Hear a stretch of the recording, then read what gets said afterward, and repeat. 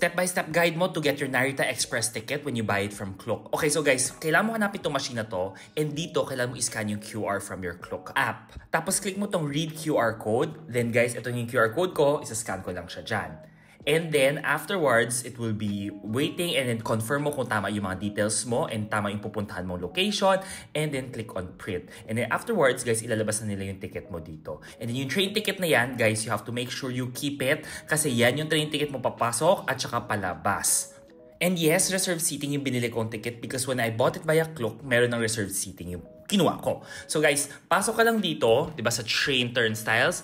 And ito ang pinaka-importante, don't forget to get your ticket and just look for kung saan yung Narita Express or Narita Airport. May mga signs yan, dire-diretso lang kayo. And guys, medyo malayo-layo ang lakaran. This was in Tokyo Station. So, medyo may konting lakad siya, but kayang-kaya. And make sure you look at the timetable dyan, kung tama yan. Look at the car number doon sa ticket mo. So guys, sa ticket ko kasi car number 12 ako. So, hahanapin ko dito kung saan ang car number 12. Okay, then I can see the signs here, car number 6 to 12, ayun. Then car 12, dyan ako, and dyan magsa-stop yung train ko. You can put your luggage here, pagpasok mo, guys, meron pang iwan dyan. And look at the seats, in fairness, maluwag, may saksakan, you can recline, and there's also a table here for you to work. It will take roughly 1 hour to go to Narita Airport from Tokyo Station. So guys, you can look at the sights, the scenes, ayun, di ba, makikita mo siya.